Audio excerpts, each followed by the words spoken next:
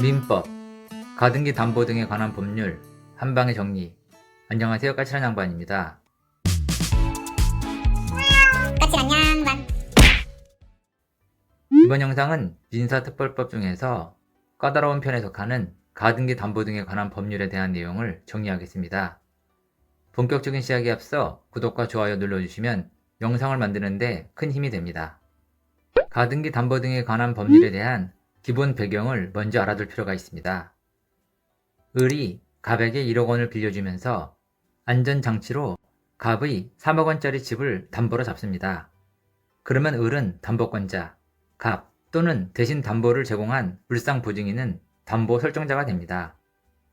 을은 담보인 3억짜리 집에 대해 소유권 이전 등기 또는 소유권 이전 가등기를 할 수 있는데, 소유권 이전 등기를 했으면 양도 담보가 되는 거고, 소유권 이전 가등기를 했으면 가등기 담보가 됩니다. 그런데 과거에 채권자인 사채업자 등이 빚을 못 갚는 채무자의 집을 바로 취득해버리면서 과도한 폭리를 취하는 등 사회적 문제가 커지자 이러한 문제를 바로잡고자 만든 법이 가등기 담보 등에 관한 법률입니다. 가등기 담보 등에 관한 법률의 핵심은 반드시 청산 절차를 거치라는 겁니다. 채권자가 채무자의 집을 취득하려면 채무자가 돈 못 갚았다고 바로 본등기하면 안 되고 청산금 다 지급하고 나서 집을 취득해야 합니다. 즉, 청산 절차를 거쳐야 합니다. 이 내용을 설명하는 이유는 법의 취지를 알아야 가담법을 이해하는 데 도움이 되기 때문입니다. 아무튼 이와 같은 이유로 법이 만들어지다 보니 가담법이 적용된다는 것은 곧 청산 절차를 거쳐야 한다는 것을 의미합니다. 모든 채권채무 관계에서 가담법이 적용되는 것이 아니고 가담법이 적용되는 경우가 따로 있습니다. 첫 번째는 돈 빌리는 계약, 소비대차 계약으로 인해서 채권이 발생했을 때 이 법이 적용됩니다.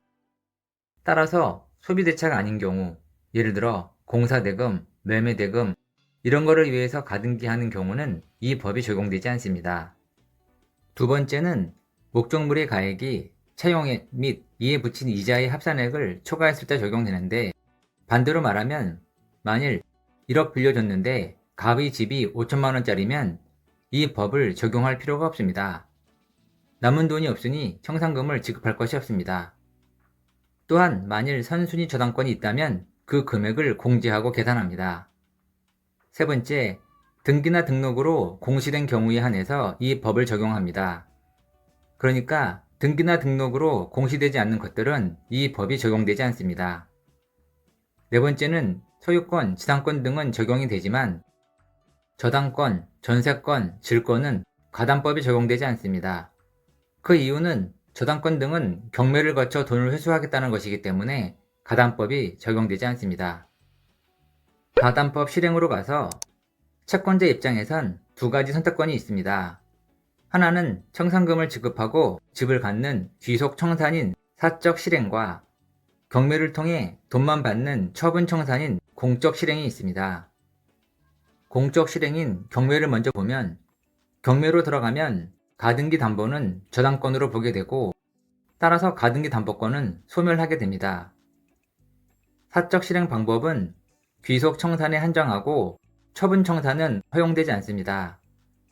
사적 실행에서 처분 청산을 허용하지 않는다는 말은 개인이 마음대로 집을 처분할 수 없다는 뜻입니다. 귀속 청산의 절차를 보면 변직이 경과되면 실행 통지를 해야 하는데, 여기서 말하는 실행 통지는 청산금이 얼마인지 청산금의 평가액을 알려주는 통지를 말합니다. 이후 청산기간 2개월을 줍니다. 이 기간 동안 돈 갚고 집 찾아가라는 겁니다. 2개월이 지나면 채권자는 청산금 지급하고 본등기하고 인도받으면 됩니다. 참고로 청산금 지급과 본등기, 인도는 동시 이행 관계입니다. 구체적으로 실행 통지에 들어가기 전에 우선 다음의 상황을 가정하시기 바랍니다. 갑이 을에게 1억을 빌렸는데 을 앞에 1억짜리 선순위 저당권자 A가 있고 을 뒤에 1억 5천짜리 후순위 저당권자 B가 있다고 가정할 때, 첫 번째 통지 상대방은 채무자 등으로 채무자, 물상보증인 제3취득자인데 청산금 평가액을 통지해 줍니다.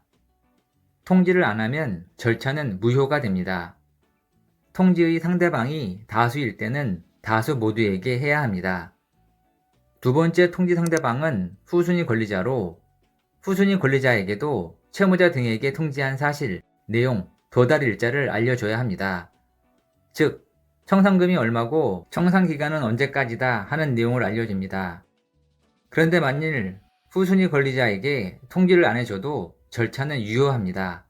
다만 채권자는 그에 대한 책임을 져야 하기 때문에 이중 변제의 문제가 생길 수 있습니다. 통지사항은 청산금의 평가액이고 청산금의 계산은 피담보 채권에게 선순위 저당권자가 있으면 그 금액까지 합산해서 계산합니다. 청산금은 채권자가 주관적으로 산정해도 됩니다. 다시 말해 채권자가 얼마라고 마음대로 계산하더라도 실행통지 효력이 있습니다. 이때 채무자는 산정액이 마음에 안 들면 다툴 수 있기 때문에 정당하게 평가된 청산 금액을 지급받을 때까지 부동산의 소유권 이전 등기 및 인도 채무의 이행을 거절할 수 있습니다. 하지만 채권자는 자기가 산정한 금액이기 때문에 설령 잘못 통지했다 하더라도 다툴 수 없습니다. 이때 후순위 권리자는 금액에 대해서는 다툴 수 없지만 대신 청산금에 불만이 있으면 변제기 전이라도 경매 신청을 할 수 있습니다. 통지 방식은 제한이 없고 청산금이 없더라도 통지해야 하고 평가 당시보다 금액이 미달하더라도 통지해야 합니다. 주의해야 할 것은 예약 당시 가액이 미달인 경우는 통지를 안 해도 되는데 이 말은 처음부터 미달이라는 뜻으로 처음부터 목적물 가액이 채권액이 미달하면 가담법 적용이 안 되니까 통지고 뭐고 안 해도 됩니다. 청산 기간이 지난 후 후순위 권리자는 청산 기간 경과 후 채권자에게 청산금이 채무자에게 지급되기 전에 자신에게 지급해 달라고 청구할 수 있습니다. 여기까지가 가담법 기본적인 내용이고 기출 지문을 통해 추가적인 내용을 정리하겠습니다. 갑이 을에게 빌려준 1000만원을 담보하기 위해 을 소유의 X토지에 가등기를 마친 다음 병이 X토지에 대해 저당권을 취득한 경우 을이 청산 기간이 지나기 전에 한 청산금에 관한 권리의 양도는 후순위 권리자인 병에게 대항할 수 없다. 채무자가 청산 기간이 지나기 전에 한 청산금에 관한 권리의 양도나 그 밖의 처분은 이로써 후순위 권리자에게 대항하지 못한다. 을은 갑에 대한 1억 원의 차용금 채무를 담보하기 위해 자신의 X건물에 관하여 갑 명의로 소유권 이전 등기를 마친 경우 갑이 X건물을 선의의 정에게 소유권 이전 등기를 해준 경우 을은 정에게 소유권 이전 등기 말소를 청구할 수 없습니다. 가등기가 담보 가등기인지 청구권 보존을 위한 가등기인지 여부는 등기부상 표시가 아닌 거래의 실질과 당사자의 의사 해석에 따라 결정됩니다. 이번 영상에선 민사특별법 중에서 가등기 담보 등에 관한 법률에 관한 내용을 설명드렸습니다. 여러분의 공부에 도움이 되길 바랍니다. 지금까지 까칠한 양반이었습니다.